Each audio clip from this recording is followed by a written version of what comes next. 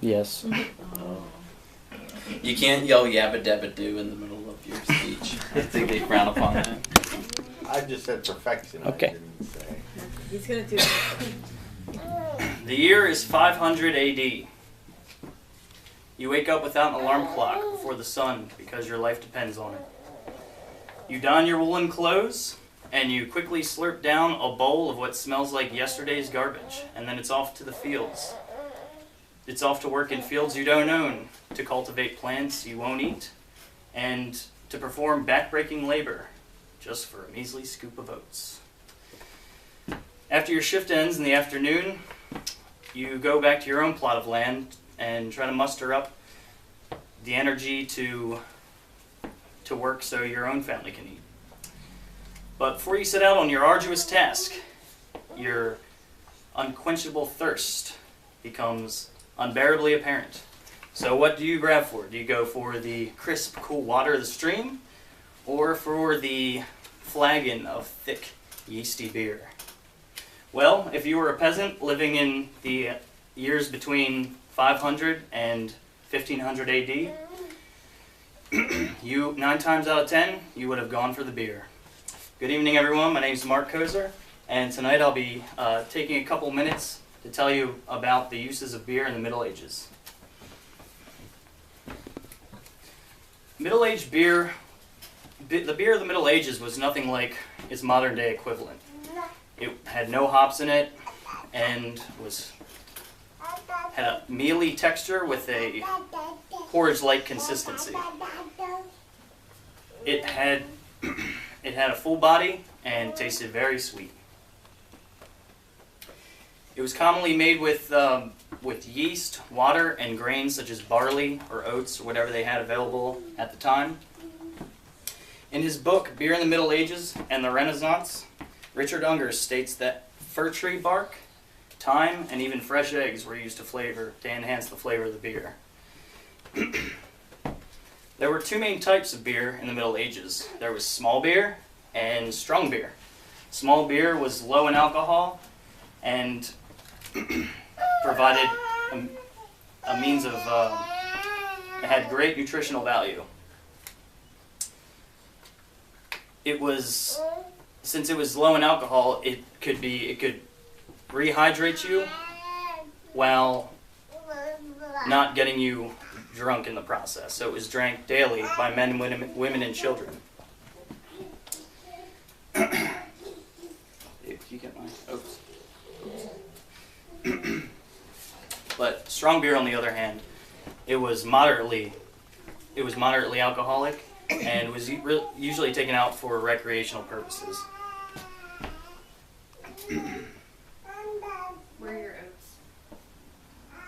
They're they're right there on the butcher block, the serving table. Most of you may think it's kind of outrageous to give children beer, but back then it was a major source of nutrition, and it was a major source of nutrition. Whether cultivating a garden or chopping wood, the average peasant expended between 1,400 and 7,400 calories in any given workday. Says Geoffrey Sigmund in his book Daily Life in Chaucer's England. In order to replenish their caloric needs, they needed to replenish their caloric needs because they burned a lot more calories than we do these days. Typical peasant diet consisted of lots of bread, cheese, and pottage, which was a vegetable soup thickened with grain. Meat was scarce, so if you were lucky enough to get it, you probably wouldn't eat much of it in any day. It was usually added to the pottage.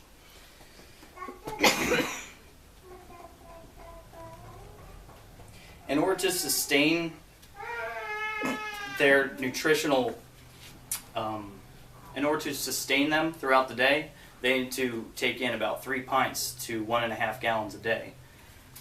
The average medieval beer contained 200 calories, 18 grams of carbohydrates, 2 grams of protein, and also trace amounts of vitamins and minerals. The nutritional equivalent of 1.5 gallons of beer would be 2 of these, plus all the water it would take to make them. So I don't know about you, but I would rather drink the beer any day. In addition to the nutrients it provided, it also provided a sterile source of water. Due to the lack of sanitary regulations and water purification technology, most water sources were contaminated. Paul Newman describes the use of water sources as a dumping grounds in his book, The Daily Life in the Middle Ages, as a means of a direct disposal of sewage by placing both public and private latrines alongside or spanning rivers and streams. And some people actually built houses on bridges just for this purpose, which validates the phrase, bridges were built for wise men to walk over, to go over, and for poor men to go under. Some even, due to the conditions of the water sources, most of those bodies of water became a cesspool for bacteria that would cause illnesses such as dysentery, cholera, and typhoid. Fresh water was so valuable that if you were lucky enough to live near a fresh spring, then you may have to fight, pay, or steal in order to draw water from it. The solution for this problem is that many people brewed their own beer. Fermentation is the process of yeast reacting to sugar. The yeast eats the sugar and produces carbon dioxide and ethanol as byproduct. And that creates a mildly alcoholic environment which prohibits the bacterial growth. In conclusion, choosing beer as a nutritional substitute for water was developed not out of taste or preference, but out of necessity. The lives of millions of people depended on the simple chemical reaction of yeast and sugar. Now let's go back to that question I asked about drinking the water or the beer. Which would you choose? Thank you very much.